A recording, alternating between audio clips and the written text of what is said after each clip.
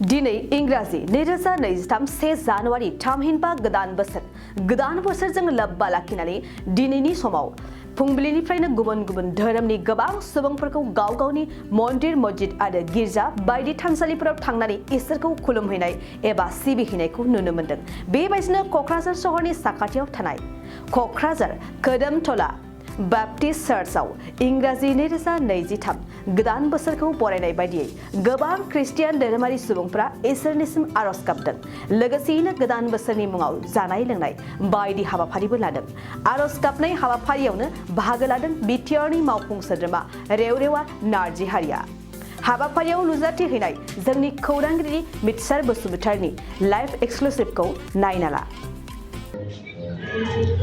नंगौ 2023 मायथाइनि दिनै 1 जानुवारि गोदान बोसोर। बे गोदान बोसोराव गुबुन गुबुन धोरोमारि सुबुंफोरा दिनैनि दिनाव गुबुन गुबुन गिर्जा आरो मस्जिद मन्दिरफोराव थांनानै इसोरखौ खुलुमहैयो आरो प्रार्थना खालामहैयो।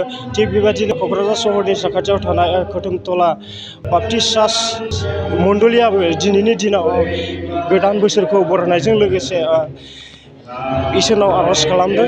बे समाव जोङो नैबे मण्डलियाबो दिनै इसोरखौ गाबज्रिनायजों लोगोसे मान होदों आरो गोदान बोसोरखौ माबोरै बरायलांगोन आरो माबोरै गावनि जिबनाफोरखौ माबोरै जिउ खांलांगोन बेनि बारै नैबे मण्डलियाबो गोबां सुबुंफोरा ज' फैनानै इसोरखौ बाख्नायफैदों आरो रोजाबफैदों आरो इसोरखौ मान होफैदों आरो बेबायदिनो गोदान बोसोरखौ बरायनायजों लोगोसे आरो दिनैनि दिनाव गुबुन गुबुन हाबाफारिजों लोगोसे बे क'क्राझार सहराव थानाय साखाथियाव थानाय इसोरखौ मान होनायजों इसोरखौ इसोरनि गित गान खनदों आरो इसोरनाव प्रार्थना खालामदों आरो बेबायदिनो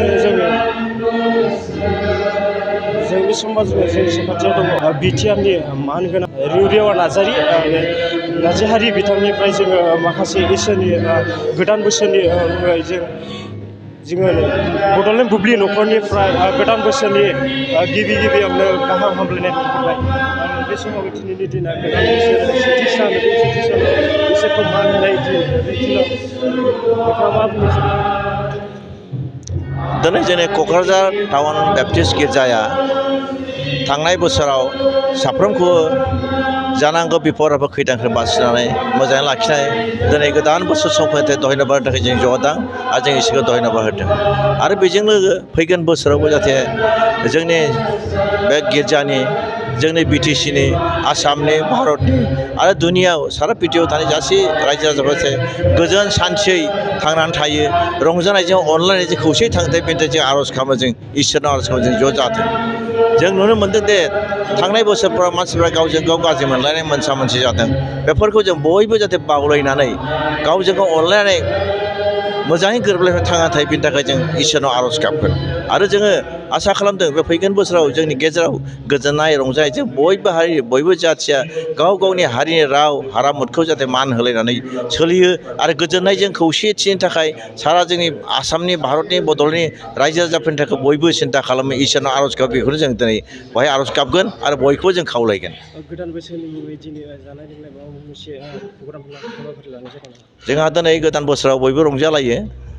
दुनियानि मानसिफ्रा बयबो पिकनिक बायदिसिना जाना रंजायो। जोंबो बेवहाय गिर्जायाव इसोरखौ बाख्नायखांनायनि उनाव जों बयबो जयैनो अनलायनानै मोनसे फिस अनलायनाय आर'जजों लोगोसे जोङो मोनसे बेवहाय आदार जागोन। बेवहाय जों मण्डलि जेसेबांबो दं बयबो बेवहाय बाहागो लागोन आरो गुबुन खाथि खाला मानसिफ्राबो बाहागो लाफैगोन।